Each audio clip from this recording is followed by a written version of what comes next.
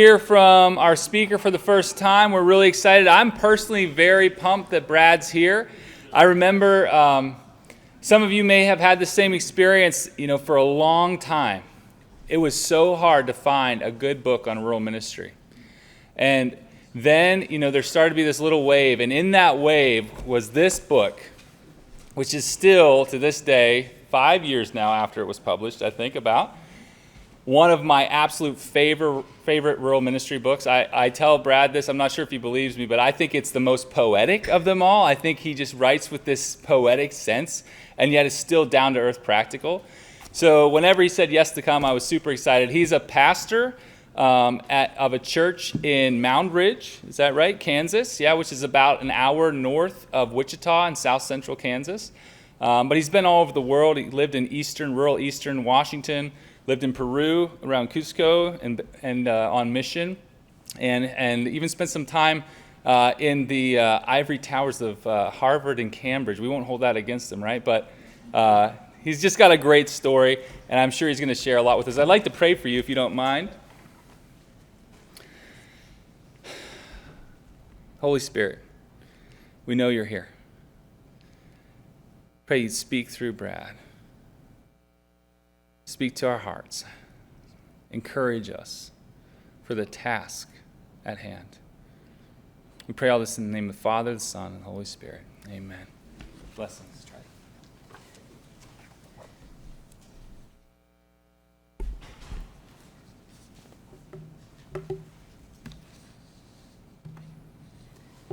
Okay, well, it is so good to be here with you this afternoon. As Charlie said, I'm Brad Roth, and I'm really glad to be able to join you here in Grove City for a couple of days, and I'm really grateful for this invitation to be part of the work of the Project on Rural Ministry.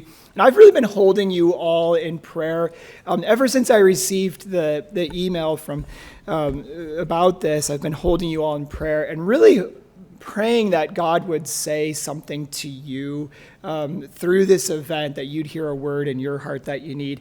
I feel like I'm just kind of set up for failure. We all had that really wonderful lunch, and so it's kind of now is the time where I've got to really keep you engaged. So they're making me do my work here, right? But so I'm married. I have 3 sons. We've got a 17-year-old, a 14-year-old, and a 3-year-old. So that means that we've got one who is figuring out college plans and one that is like perfecting his temper tantrums. And one of our sons, I remember a couple of years ago, you had to do one of these like class activities where they were painting messages on rocks. You kind of remember like that wave, and you'd see rocks laying all over all over town. It says things like, shine or be happy. Of course, you rock, right? And my son, for his rock, he wrote on there, survive. And he brought that home, right? So I've still got that sitting there, right? I'm like, survive, because that's about what I feel, 4 days out of 7 is just survive. And I grew up in Illinois, in small town. I grew up on a farm. We've lived different places. Right now we're right in the center of the continent, which seems like a pretty good place to be, at the West Zion Mennonite Church. So I am a Mennonite. Hope that doesn't throw you off too bad. But Mennonites are a group that came out of the Reformation, neither Protestant nor Catholic, trying to focus on following Jesus' teaching, live simply. Peace is in there somewhere, centrality of the scriptures, humility, something like that. But I'm coming to you, as Charlie mentioned, from Mound Ridge, Kansas, which is a community of 1,974 people. We've been growing, which is something kind of unique in the context of Kansas. Not every community is growing, especially when you get out into some of like the north central or northwestern Kansas. And we've had new people moving to town and connecting to our community, but a lot of our established rural churches have not been growing.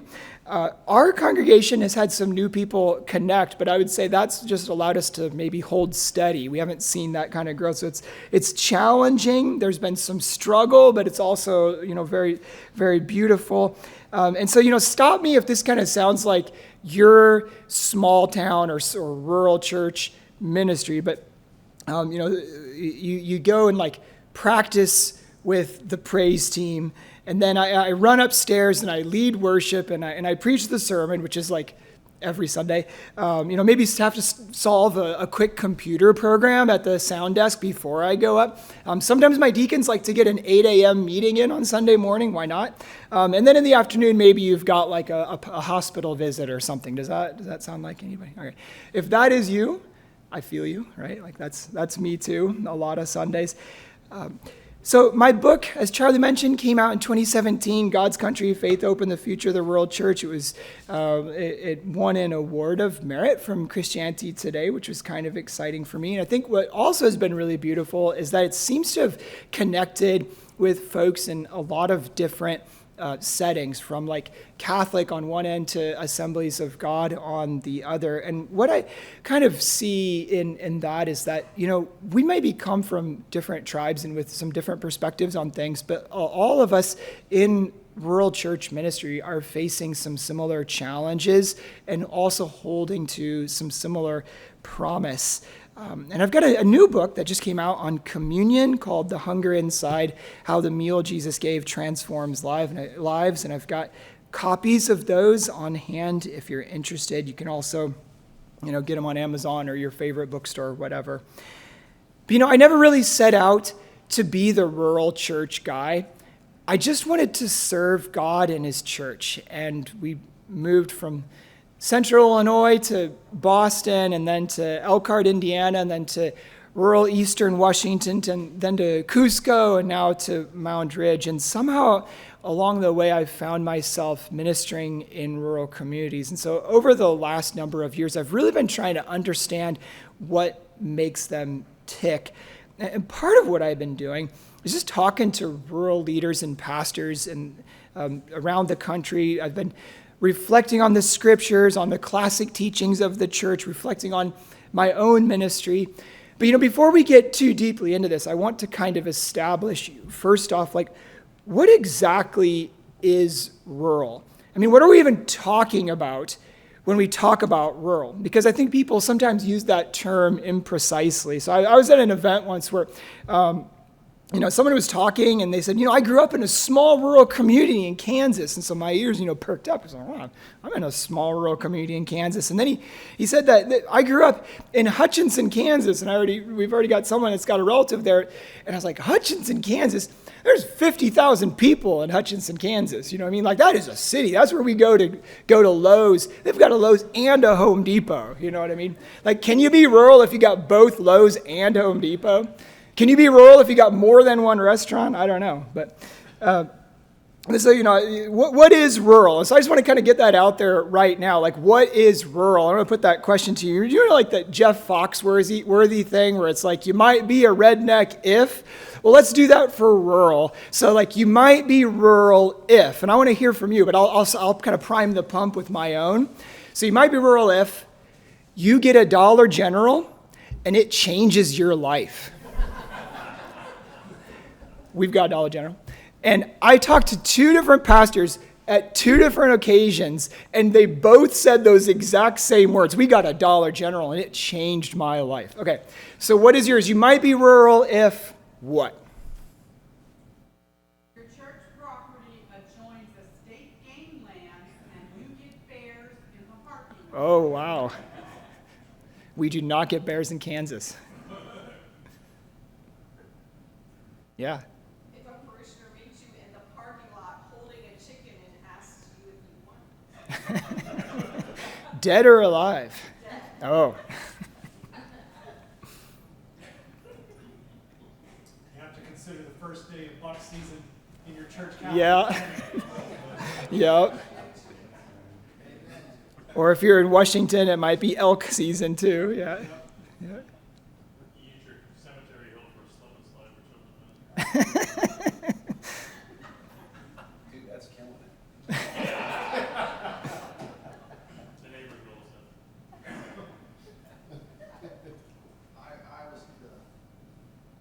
I was gonna say, you really lament establishment of Sunday hunting.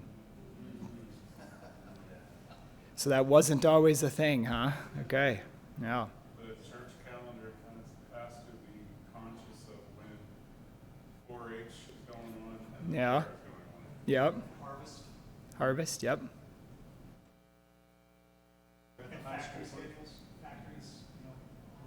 Factory, yeah. We're at the high school football game every Friday night. Yeah, whether you got a kid or not, yeah. You're really proud of your stop sign. Yeah. Stop signs, what is that? When your neighbor tells you that he's very proud that he waits till after church to spread manure. Oh. That feels like a sermon illustration waiting to happen. Okay, so yeah, you get it. You're right. You might be rural if there's a couple of different ways to slice this. The U.S. Census and the USDA, they both arrive at this kind of standard definition of rural as being less than 2,500 people and less than 1,000 people per square mile. And I kind of like that at least as a starting point, because I think that in communities of less than 2,500 people, there's this sense that everybody knows everybody, and that might not literally be true, but people kind of feel that, right? They go to the post office and they expect that they're going to bump into somebody that they know, right? You're walking down the street, you think you're going to see familiar faces, and so it's kind of like you expect to recognize people and to be recognized by them. And I think that kind of gets at the heart, like that idea of known and knowable community. I think that really gets at the heart of what it means to be rural. And I like to borrow from the work of sociologists. They use a term called the social constructivist approach, which is just kind of fancy language to say that rural is like a culture that is built around this sense of a known and knowable community. Usually there's some kind of reference to agriculture when we think about rural self-definition. Even though rural communities are not nearly as agriculturally based as a lot of people from outside of them think. The statistics are 6% of people in rural communities are involved in agriculture, whereas 1% of people in the cities, which I don't know quite what that would look like, but I think it's often people living in smallish cities who are driving out to work in the chicken plant or whatever, or sometimes the exotic stuff, right? Growing hydroponics on the roof of Chicago or whatever. But I think the heart of rural is really this known and knowable community, what sociologist Robert Withnow calls a rural as a moral community. And he doesn't mean that they're moral whereas a city is immoral, but they're moral in the sense that they have this kind of like common identity. Now, if you are in a community that is bigger than 2,500, I'm not trying to like kick you out of the rural club here. You can still be rural. It is a culture, right? So there's not like a hard and fast line. But I think we can also talk about the commonalities that rural and small town communities share. There's a lot of similarities there in those designations. But the other piece of this is that the rural experience can be quite diverse, right? Both in ethnic and in cultural terms. But also in what it feels like to be a rural community. For instance, you hit some of these places that I was mentioning in like western Kansas, northwestern Kansas. Communities are on the decline there in some of those places. You go around like the Garden City, liberal area in Kansas. Those places are growing because of meat processing plants where you have a lot of refugees and immigrants who are showing up. So like there's a really large Muslim population, for instance, in Garden City. But you hit some of these other areas like Jewell County, Kansas, which is up along the border with Nebraska, and they lost half their population since the 1970s. So that's a totally different feel from a Garden City area or from where I'm at. And I think it's going to be different where you're at too. My community, South Central Kansas, has been slowly growing. We've got a 2% unemployment rate. There's tons of agriculture, tons of manufacturing. We're 45 minutes out of Wichita, which also has lots of work. So that experience is going to look very different. And I don't know what your experience is at. I know, rural New England, you get some of these mill towns, for instance, where the factory shut down half a generation ago. Maybe there's some gentrification where newcomers are moving in. They got a commuter rail line or whatever, or they're part of greater Boston. I don't know, it depends probably here, like, are you close to Pittsburgh? Are you close to Buffalo? Or what are you close to as far as the field? Are you losing population? Are you in a Rust Belt community where, there was a large employer that left 25 years ago, took 5,000 jobs? I mean, your community will see the world on different terms when that's what it experienced. Are you rural Appalachia, right? And so I just want to say, like, there's lots of different rural experiences, and maybe even for you, this word rural is not the most important one. There's lots of different ways to slice this, and maybe you need to have some other vocabulary to parse out your community's context, and so that's okay. But I just want to kind of use all of this to set it up and give us a sketch of where we are. And that was really my first question when I plunked down in my little office on the backside of this church in rural eastern Washington. I was like, where am I? And then right after that question, I was like, what am I supposed to do here? Which are really the same two questions that I keep carrying with myself, even though I've been at it in rural ministry for 16-something years. But I'm convinced that the work of the rural church is vital. That ministry in the rural church is the work of the kingdom, because every time you see a rural church, that is a sign of God's love. It's a tangible sign of God's love for all people everywhere, because for God, there are no small places. For God, all people count no matter where they have decided to make their homes. And Jesus just keeps showing up and insisting on going out to these far-flung places. He keeps sending his people to go out and out further into the sagebrush hills and the river-cut hollers and that infinite horizon of the plains. Wherever there are people, there is the church, because God loves and values all people. And, at the risk of turning this into like one more cat poster pep talk, I really hope that you can hear this today, that your labors in rural and small town settings are the work of the kingdom, that your rural ministry matters. And it's also impossible. Ministry in any setting is difficult, and certainly you don't have to be in a rural church to suffer from reduced giving and reduced attendance and skepticism from the larger society as to the value of our work. Sometimes skepticism from within the church or skepticism from within ourselves. And we could rehearse all the glass splinters of the last couple of years, the pandemics and the politics and the mask wars. And I talked to a pastor in rural Missouri who told me that he had to just get out of his church and go do something else because everything was just shaken up. And he said at one point, his congregational leaders were putting pressure on him in rural Missouri to endorse a particular candidate from the pulpit, which, sits a little bit sideways with the kingdom. So he just had to kind of back out of that. And you've probably seen the sensationalist headlines that 38% of mainline pastors are thinking about quitting. It's the great resignation. Everybody's quitting, even pastors. And I think some of that is just the usual cultural hysterics, that kind of always brewing revolution in our work-centric society that never quite arrives, that need for self-validation writ large, the whole of society seemingly rising up to say, take this job and shove it, and I guess the church too.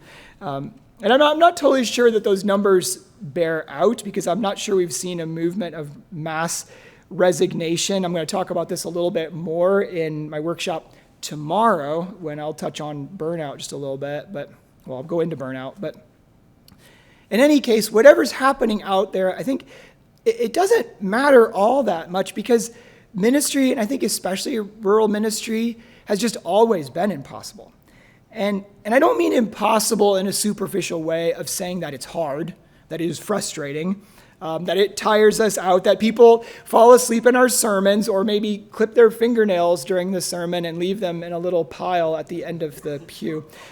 Yes, that happened. And I don't mean it's hard because people grate on you or say mean things to your spouse or to your children, or they ask you if you got your champion sermon off the internet.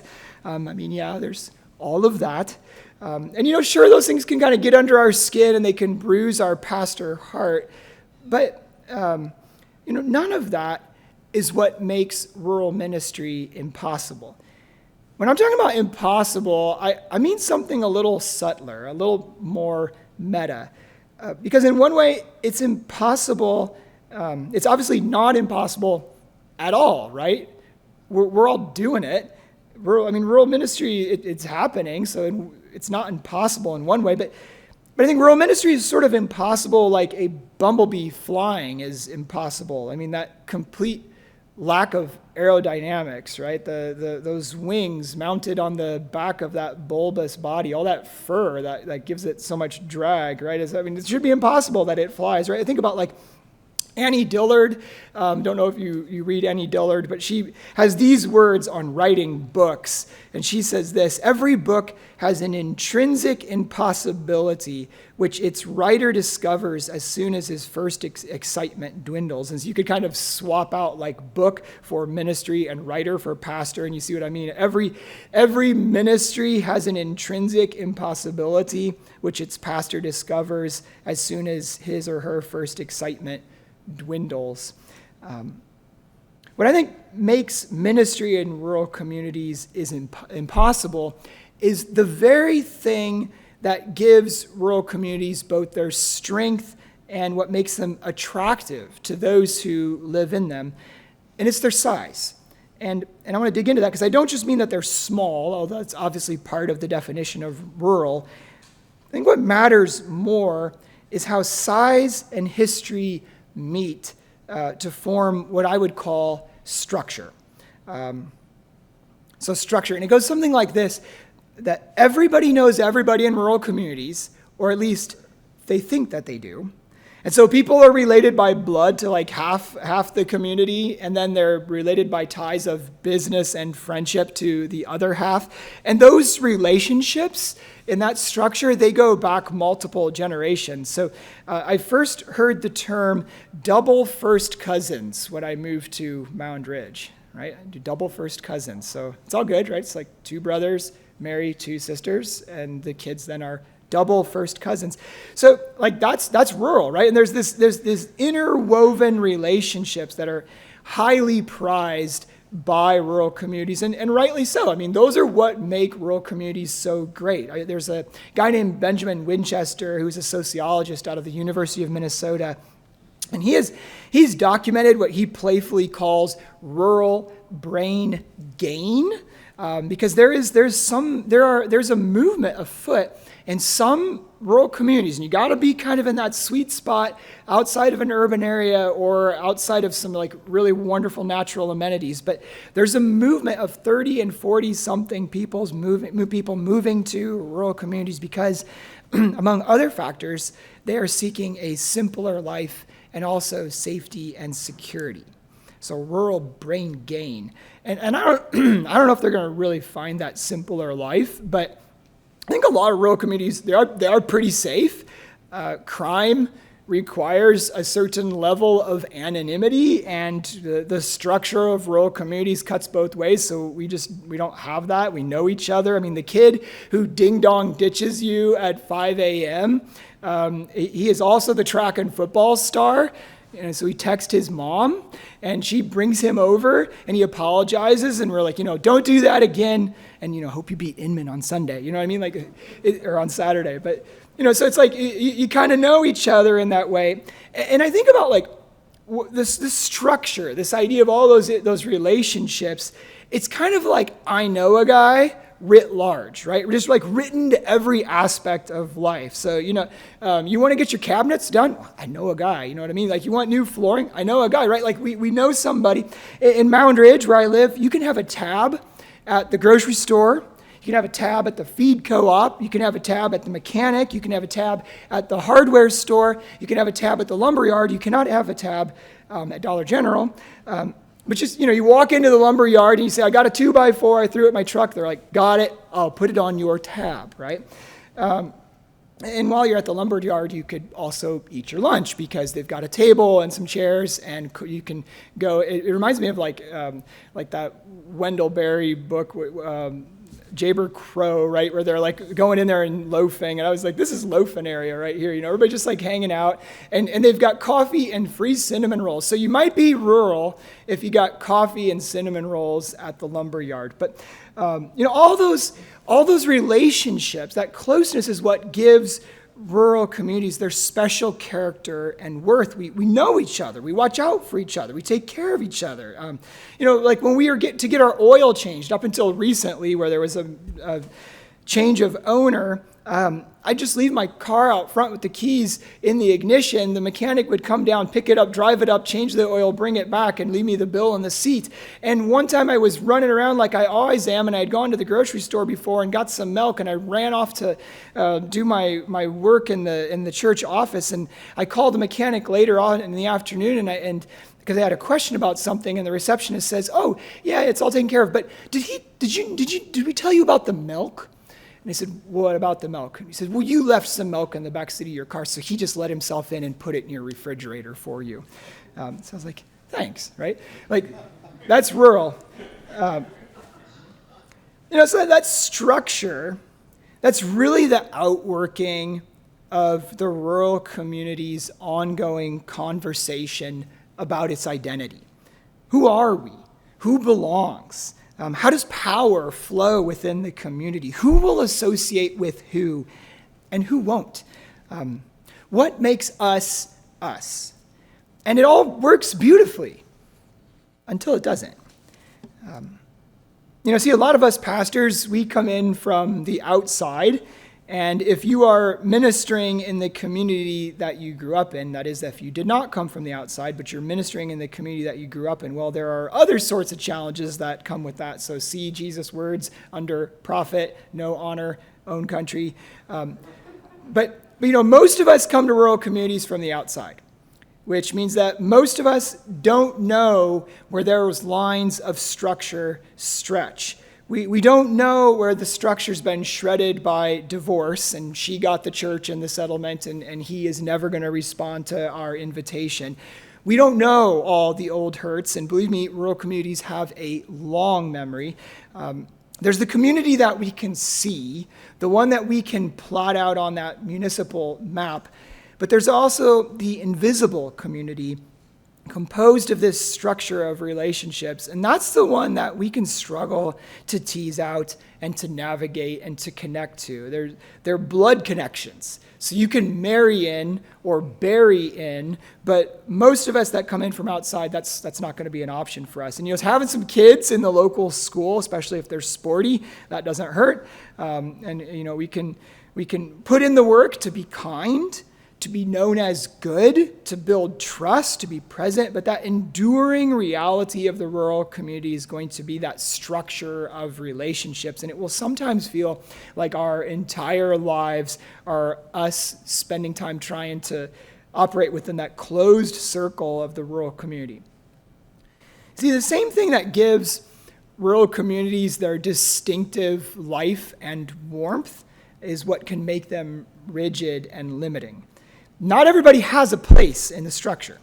If you got the wrong last name, or the wrong political convictions, or if you speak maybe the wrong language, or have possibly the wrong skin tone, or get on the wrong side of the wrong people, it can be really hard to connect. Some doors will just never open.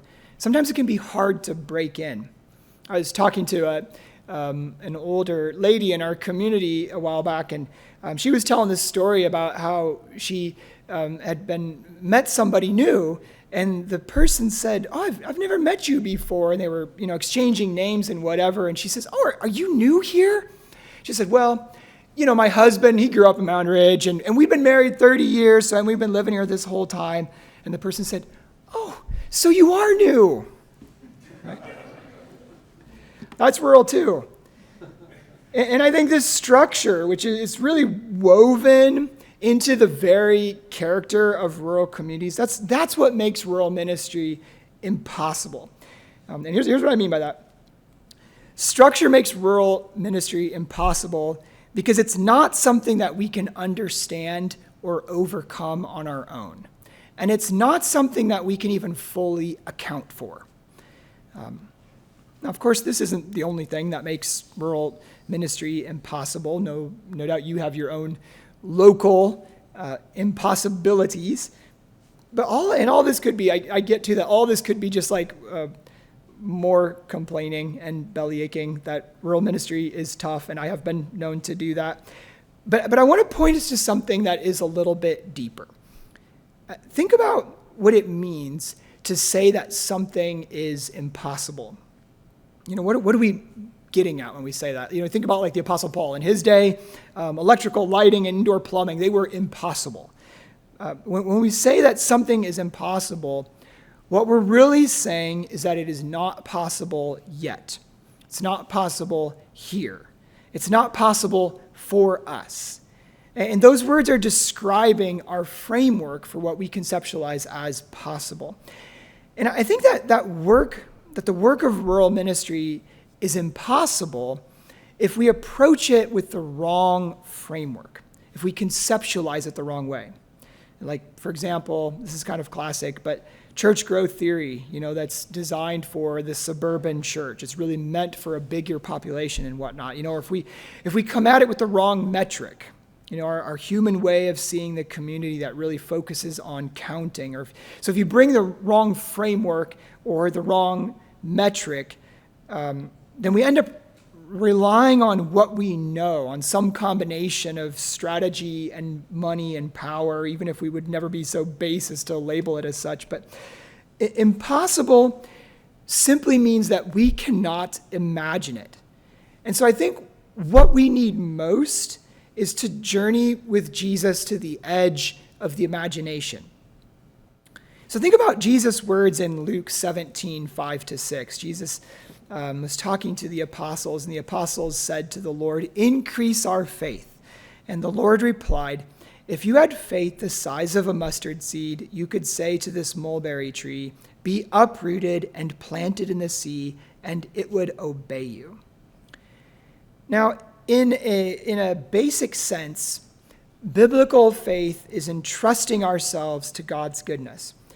But there's also this element of faith that is making possible something that is impossible. Being able to fling a mulberry tree into the heart of the sea with a word. I mean, that doesn't happen. It's not possible, at least not by human standards. It can only happen by an act of faith. And so faith, in this sense, involves the imagination, right? Can we imagine such a thing? Does our field of vision, our concept of what is possible and real and good and beautiful, does that align with Jesus' view? Is our mindset being shaped by the mind of Christ? I think this is part of what Paul was getting at when he said in Romans, "Do not be conformed to this world, but be transformed by the renewing of your minds." In other words, let your imagination, your view of what is possible, let that be shaped by Jesus. This is why the late, great Eugene Peterson wrote that the imagination is almost, not quite, the same thing as faith. It's that which connects what we see and what we don't see. I think that what God is calling forth among us as rural pastors and leaders in this impossible time is a reformation of the imagination. God is calling us to really learn to see rural communities with love, and love is always hopeful, which is to say that love always imagines more. Love imagines a future. Love sees the ways that we can find our way through those serrated rocks and hard places. And this saying I read from Luke 17, there's another version of that saying that I'm sure you know well, where Jesus says, "You have faith the size of a mustard seed, you can say to that mountain, it will be cast into the heart of the sea." But I chose this one because I think the mulberry might be the perfect image of the rural church. And I also like mulberries. So we're going to talk mulberries this afternoon. Tonight we're going to talk grapevines. But if you check your commentaries on this passage, right, faith the size of a mustard seed, throw that mulberry into the middle of the sea. Check your commentaries on this passage, and you will learn that the mulberry that Jesus was talking about was the Morus nigra, which is the black mulberry. That was common in the Near East and in the Mediterranean. Here in North America, we have the Morus rubra, which is the red mulberry, but they're really, really similar. They both produce this little purplish fruit that sort of resembles a blackberry, and people and birds alike love them. And they've also got these weed-like characteristics because mulberries grow everywhere and they grow fast. You got mulberries where you're at? Do you know what I'm talking about? Okay. Because they are ubiquitous in North America. According to the internet, they grow in every state except Nevada. And I don't know what's up with Nevada, but I bet you could find a mulberry somewhere in Nevada. But we love them. We make jam out of them. We eat them raw. We made a mulberry rhubarb pie earlier this summer, which was not too shabby. But the thing about the mulberry is that it grows everywhere. And so we don't have intentionally, like a grove of intentionally planted mulberries. We just got a couple of spots in the park, right, where you go when it's the right time. And in my backyard, I'm always doing battle with them because they're coming up through the fence, and they're in the chicken run, and they're in the raspberry trellises. I mean, there's mulberries just growing everywhere. You're not trying to set it. And that's why it's this, I think, this kind of quintessential rural tree, the mulberry. It grows in marginal places, on the edge of things, wherever it can get a root hold. And in rural communities, wherever there's kind of a ragged and wild place, that is where you're going to find mulberries. But I think mulberries can really be this wonderful symbol of the rural church because they are continuously growing up and breaking through the established order of things. So they break through the structure. And yet they do it in this way. Mulberries break through the structure in a way that's winsome because they provide wonderful fruit. They may be a weed, but the berries are good to eat. They break through the structure, but they also nourish. And so, that's how those mulberries got in all these random raggedy places in the first place. Birds love them. So, think about Jesus' parable.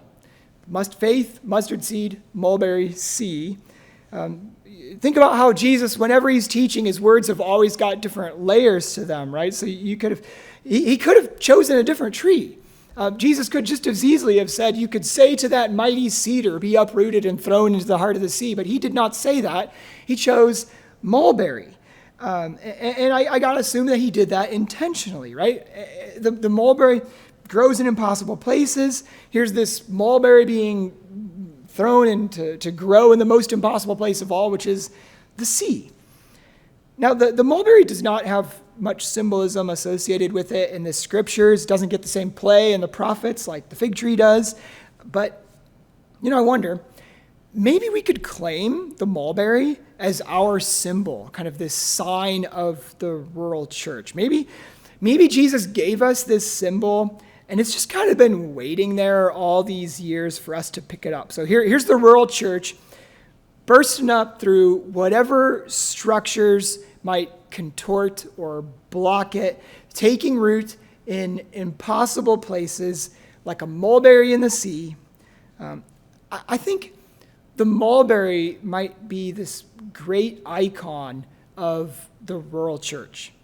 In fact, I think somebody just needs to take that and run with it, start some kind of rural church plant or rural church program, something with the word mulberry in the title, like the Mulberry Collective or the Mulberry Project or something like that. It feels like there's some possibilities there, but you can have that. You can just run with that. But and so like the mulberry, this is something that the mulberry kind of grows up in these impossible places among the structure. This is something that I always find myself trying to do. Discern the structure of my rural community and find my way outside of it. So how can we connect with folks who don't fit within the established churches? Or if you're part of an established church, this can be tricky, right? Because the church is actually built into the structure, and it supports and is supported by the structure of the rural community. But the question that I think we've always got to be asking is, who's on the other side of the fence, right? Who's on the other side of the track, right? Or whatever that is in your community, the other side of the creek or whatever, right? Who's new in town? Who doesn't quite fit?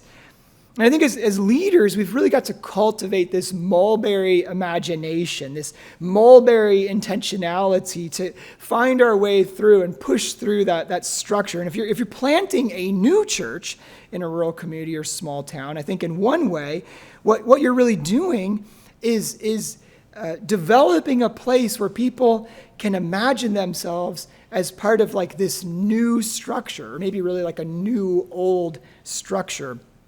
I talked to Jim and Tina Von Wald in small town Foley, Minnesota, and they planted a church there. It's now, quite mature, but they planted a church there 20 years ago or so. And when they came into Foley, Minnesota, which is a rural community, it's stereotypical Minnesota. It's got a Lutheran church, another Lutheran church, a Catholic church, and a Presbyterian church, right? And so when they came in, they're Assemblies of God, and they had this vision to start something different. And they said that somebody came up to them in the early days when they were getting connected in the community, and they just said straight up to them, "What the F do we need another church for?" Right? But then they discovered that the community structure, that it didn't really include everybody. And their church grew really rapidly. They do some things that are kind of different there for, their Assemblies of God, but they're in this very strongly Lutheran area and Catholic area. So they do, in their Assemblies of God church, they do First Communion. And they do confirmation, right? So they've kind of taken some of the structure, but then they've given it their own unique twist. And what I think about when I talk to them is that what they've done is by planting that new church, like here's this structure. Imagine, a circle with a bunch of lines in it. They just took a little Sharpie and drew an extra line on the side, a little bump. And that's a new structure that people who didn't fit in the circle before can connect into. And, I think as pastors and leaders, we're always operating in an impossible space that is both inside and outside of the structure. And I think that part of the fundamental shift that has to happen for us, this reformation of the imagination, is to see that structure and to just love it for what it is and to value it, but to simultaneously move outside of that structure and engage people who aren't included. And I think part of that means just having a basic sense of appreciation for the community that we live in, which means doing the simple act of marveling at the beauty of the place that you live. Everything God has created is beautiful, and so there's something there, whatever that is. We don't have these rolling hills in the same way you do here. I really enjoyed my drive-in yesterday, but we have got the amber waves of grain, right? Like come out to Kansas in June, or we've got these amazing sunsets. But not everybody can do that. Our landscape is often discounted by strange forces within our society. Like, it's that kind of that old flyover territory trope. I don't know if you're flyover territory. We're definitely flyover territory. We just got to learn to marvel at the moral beauty, the physical beauty, but then also the moral beauty of our community, right? Where do people come together? How do they support one another? Where are the bonds of that structure good and beautiful? Early on, I had to undergo this kind of reformation in my own imagination because I went out to Eastern Washington, and, it was kind of a tough little town. There was gang violence, I think, about every year that we were there. Somebody got shot. There was poverty. There was tensions around immigration. And that was all I could see.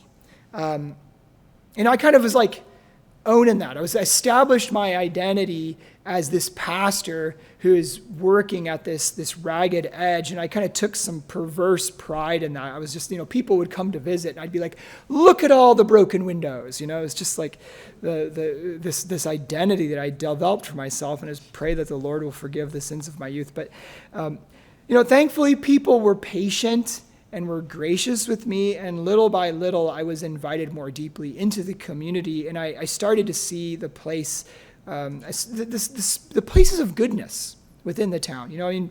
We get invited to like birthday parties and quinceañeras and whatever, and you just see that the way people care for one another and the beauty of that community too. And that was a slow work within my own heart that had to happen to come to see that scruffy little rural community with the eyes of love. And I've discovered some guidance for this reformation of the imagination by tapping into the wisdom of the ancient church. And so what I want to do is bring in an ancient text, which is called the Rule of Saint Benedict. Do you know what I'm talking about when I say the Rule of Saint Benedict? I see a few heads nodding, so maybe you're familiar with that. I'm really attracted to Benedictine thought and the Rule of Saint Benedict. And if you're not familiar with this, here's the breakdown. In the 6th century, in Italy, a guy named Benedict of Nursia started forming these communities of prayer. And they were men originally. They were gatherings of men. They were out in the country, away from the city. They were called monasteries. And the men in them they ordered their days around praying. They prayed the Psalms. And so they were called monks. And to give these monasteries some direction, Benedict wrote something that was called a rule, and it was later then called the Rule of Saint Benedict. It's kind of the foundation for most of Western monasticism. And it's this really slim little document. You can find it online or buy a copy. It's got practical guidelines for the monastic life. Benedict writes in there, he's like, don't let the brothers sleep with knives strapped to their belts, right? They'll cut themselves. And just really practical stuff. Or make sure everybody's got robes that are the right length. He just kind of gets down to that nitty gritty. But then it's also got some really wonderful spiritual advice. And here's the one that I think is really important for us this afternoon. I'll bring in another one later. But spiritual advice, chapter 68 of the Rule of Saint Benedict. Benedict says this. It's under the title of Assignment of Impossible Tasks to a Brother, which I don't know. Makes me chuckle every time I read that. But assignment of impossible tasks to a brother. He's talking about what happens if the leader of the monastery, a guy called the abbot, if he says to one of the brothers, here's something that I want you to do, and that brother just says, I can't do it. I mean, the rule itself is really about redress, right? Like sort of saying if you can't do it, you're supposed to go back and say, I think it's too hard, let me do something else, whatever. You talk it out with the abbot. But the chapter reads, a brother may be assigned a burdensome task or something he cannot do. Now, if he can't do it, he can take it up with his superior. But when I read that passage, right, the assignment of impossible things to a brother, when I read that passage, I just can't help but think about rural ministry, right, and the way that Christ himself assigns us tasks, a mission, even a whole way of life that is frankly impossible. And so in that position where Christ is assigning us something impossible, we can kind of play the Moses card and be like, Lord, I don't talk so good, and try to get out of that, or I can't go alone, send Aaron, et cetera, et cetera. But I think ultimately our idea of impossible is different from God's idea of impossible. And that final line of that little chapter on impossible things in the Rule of Saint Benedict, it says this, listen to this. Trusting in God's help, he must in love obey. And I wrote that down when I stumbled across it, and I've had it sitting on my computer for the last month because it just kind of fits my situation and my life to a T. Trusting in God's help, he must in love obey. And so here's where the second reformation of the imagination comes in. If the first reformation is seeing the community with the eyes of love, then the second is reclaiming the sacred character of ministry in the rural church. And part of what makes the work of rural ministry impossible is that we try to approach it with strategy and smarts, when in fact what we need to do is recover a sense of the sacred in our work. Like in the scriptures, the church is called the body of Christ. And Paul says in 1 Corinthians that we are co-workers with God. And so the church is this divine human alloy. It is spirit and flesh. And so is the work of ministry. Under the influence of our skeptical culture, too often we forget the spirit and we forget the sacred side of things. And what this means is that we need to reclaim the work of prayer as central to our work as rural pastors and leaders. We need to be known as prayers, as people who pray often and deeply, people who teach others to pray. We should be building, the structures of prayer into our lives. I think that includes some fasting. That should be a regular part of our ministry. We should be willing to step back willing to go on retreats, willing to let things be as they are, because we are operating under this broader horizon. And I don't want to get like too prescriptive. I kind of just said a bunch of shoulds. I don't want to get too prescriptive because I think there's going to be different ways that we'll put this together according to our local context and disposition. But I want to emphasize that central character or the central act of reclaiming the sacred character of ministry. We are doing holy work. Believe that. I mean, it's holy work. Hold on to that. As rural pastors and leaders, we're always going to be moving along that membrane between in and out in the community structure. And the only way that is going to be possible is that we're carrying within us holy fire. And I think part of what this is going to mean is that we develop a sense of God's timing and God's attentiveness to God's will, that we're going to step into those impossible places in the structure that God opens up for us. It's like God calling Moses to go and jailbreak the Israelites out of Egypt and lead them into the desert. I mean, that is plainly impossible, right? Just think of the logistics of that. And Moses breaks down at one point in the book of Exodus, and he tells God that he's, fine, I'm willing to do this impossible work, but I will only do this if you promise to go with me. That's in chapter 33. And I hear Moses with all of that angst and all that struggle and all that challenge, and I feel like that. And I want to answer like Moses. I'm willing to go to an impossible place, Lord. I'm willing to do an impossible thing with this impossible people, but only if you go with me, right? Only if you're really in this. Now, one of the ways that this has played out in my own life in the last couple of years is that we launched a junior high ministry in our church, which I have no training in junior high ministry. I don't have that much experience with junior hires. Is the only thing that kind of qualified me, I guess, is that I had a junior hire. And I'm not cool. I don't have like that zany kind of like youth minister vibe or any of that. You've probably figured that out by now. But I salute you if you are a youth pastor, because it is really tough. But I had my junior high son. He had all these friends around him who were like not going anywhere, not doing anything. And I had this hunger that came out of nowhere to get these kids together. And so we just started this junior high ministry from scratch. We had like 20-something kids showing up to this thing. It was totally bananas. They came out of the woodwork. And every week I kept just teaching the Bible to them. And they kept coming back, which I don't know. But our second year was a little quieter. We had more like a dozen, but that was probably better because we could go deeper with those kids. But that was an impossible thing for me, right? I didn't know anything about that, but I felt that God was in it. And I was like, I'm willing to go there if you're with me.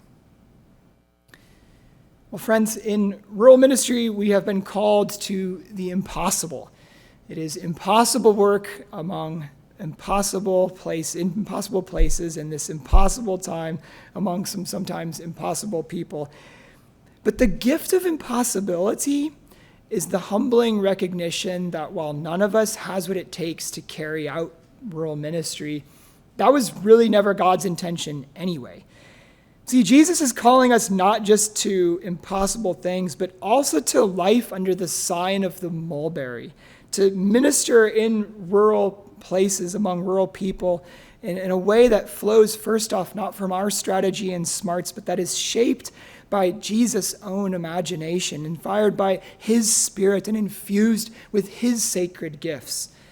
God is calling us to the impossible, in that he's calling us to aim toward that which we can't imagine on our own, with power and skills that we cannot muster on our own. Do you see this? We're called to do an impossible thing, but trusting in God's help, we must in love obey. All right. Well, we've got maybe a few minutes, I think. Do you have questions or pushback or discussion or thoughts, anything that's kind of like clicking or resonating for you that you want to bring out?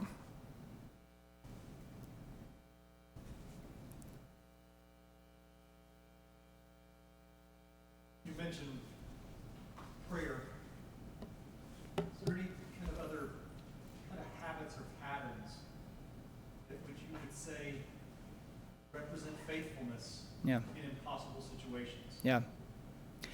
I mean, I think more than anything, they are the disciplines of renunciation, of stepping back.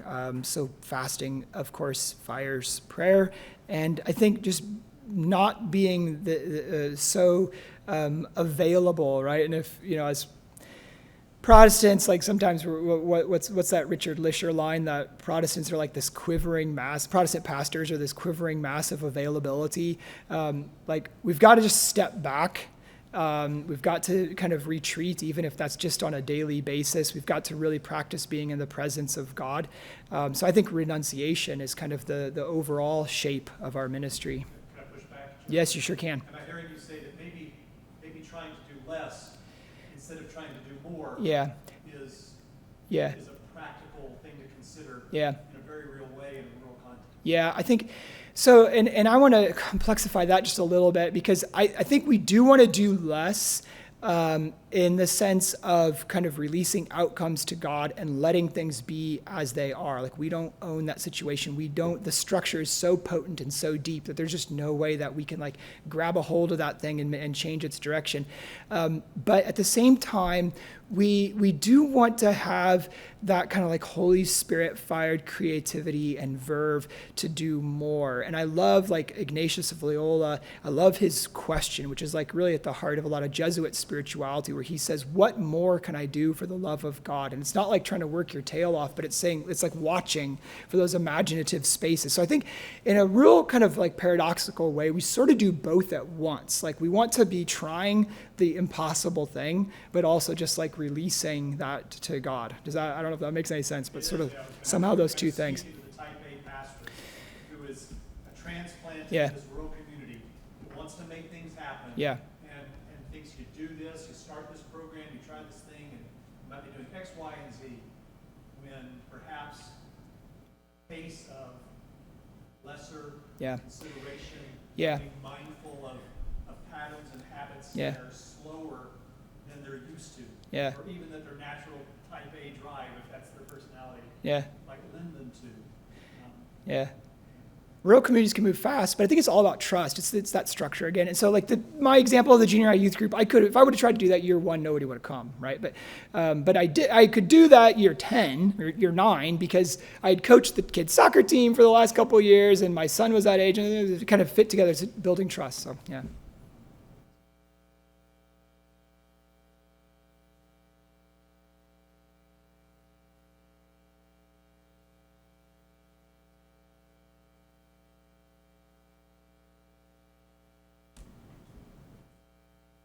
I'll ask you another one unless anyone else wants to, but you mentioned somewhere early on, like the metrics of the metrics and methods of Yeah. suburban ministry don't necessarily apply in rural ministry land. Mm-hmm.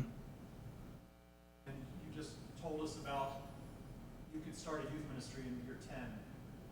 It took 9 years to earn the right to be heard Yeah. and to develop relational patterns. So our understanding of time, things will take 5 times longer than you imagine from what every ministry book will tell you Mm. and every success story that you hear. Yeah. Are there other metrics or indicators of faithfulness that you would look to in rural ministry that are unique, that won't be in the ministry books written by suburban success stories? Yeah. That's a great question. Well, I mean, at some level, like success should kind of look the same everywhere, right? Like, are people growing up into Christ more and more, right? Are new people hearing? People ask that question still? Yeah. I'm not Right. asking that cynically, but that's not what you hear in Well, maybe not, right? growth strategy. Yeah, right. But it's so right on. Yeah. Well, I mean, I think that's what Paul lists in Ephesians 4:15, right? I mean, it's grown up into Christ, like that is the kind of end result. And so, are more people connecting? Are more people growing? So broad and deep, something like that. And I think if we should like kind of use metrics that speak to like the holiness of what we're doing, you know. So like have I spent time in prayer? Am I encouraging others in prayer? Are we doing the work of service? You know, some of those things that like there's not a number for it exactly, but you know, showing but getting at the kind of that deeper side of the reality that we're trying to craft alongside the Holy Spirit. So, you know, I think I would point that direction. And especially if you're in a community that is declining or has experienced a lot of decline, you're not going to necessarily have the same kind of growth in your church that you would if you're in like a suburb of Phoenix or something. I mean, just come on, it's not going to happen. The people aren't there. I was talking to a Lutheran pastor in South Dakota, and he's like, I'm in a town of 80. 30 of them come to my church. Like the other like 25 of them are like lapsed Lutherans or cultural Lutherans or whatever. And then there's a bunch of Hutterites, you know, these communal Anabaptists. I mean, it's like he's like, if we have a baby, I count that baby as like one new person. That he was saying like, my metric is one new person a year, right? He's like, it could just be a baby that was born. I didn't say that right. Of course you count the baby, but I'm just saying like, it doesn't have to be this huge evangelistic campaign. It's like, just did somebody show up? So, you know, I think, yeah, we got to kind of craft something that, it's not that we're like lowering our expectations. It's just that we're saying it's different here. It's not going to look the same. That those expectations, in some way, they were already gamed.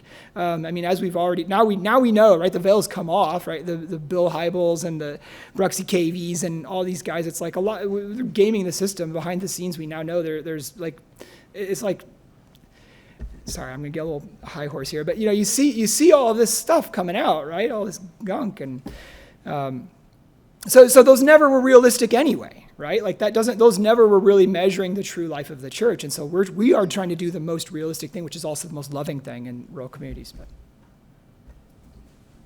just for confirmation, it sounded like at the beginning of the presentation you talked about rural ministries, about relationships, yeah. And it appears to me that rural churches, instead of maybe creating programs so much that you're inviting people to you, it's more about you going out to them and sitting in their living rooms, Yeah. and talking to them real time, real hard issues about what's going on in the community and their families and stuff. So Yeah. if I understood you right, it's really about a spirit of evangelism in Yeah. the community. Yeah. No, I mean, I think evangelism, we need to reclaim that evangelistic fire for sure in the rural community, but it is going to be about building trust. It's going to be about taking it slow with people. I mean, I love that image of going to people's living rooms, just being with them and not trying to make anything happen, especially not on the first contact, right? But, you know, there's a family that started connecting to our church last year, and I know them because they've got some kids, our kids' his age. And I remember the very first time that we met them, which was 10 years ago, I introduced myself, and the first words out of her mouth were, "We're perfectly happy with our church, thank you." And I guess my reputation has preceded me, right? But you know, you got to take time, and now they're at our church. It's just because we got to know them, they got to know us, and they have some trust for us. And so you have to take that time to be with people before they can even consider like the claims that you're carrying about the gospel. So I love that image of sitting in their living rooms. But yeah.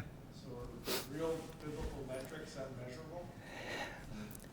Well, what's Paul say? Like in First Corinthians, right? He's like, I don't even judge myself, right? In 1 Corinthians 4. And then, you know, like in 1 Corinthians 3, he goes on about like, you know, people are building on like, we'll see what they're building with when the fire comes, right? Does it burn down? And so I think there is ultimately a way in which we don't know what our metrics were. I mean, Paul, you know, if this, by some metrics could have been considered kind of a failure. He gets spent so much of his ministry locked in prison, right? But then it turns out that while he was there, he wrote these letters. So, I mean, how do you know until the other side of things what worked, what was a success, what wasn't? And yeah, I'd be willing to go there.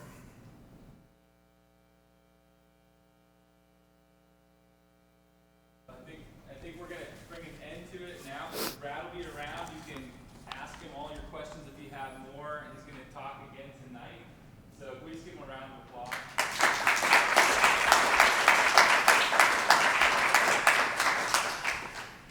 Thank you so much. Thank you. So at this point, we're going to move into kind of a coffee time, and we want to give you a chance to meet up in cohorts.